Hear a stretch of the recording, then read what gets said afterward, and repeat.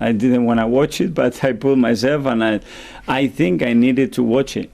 So I put just that part. I think it was a minute and 46 seconds, and I watched that part. So you've deliberately avoided watching the whole thing?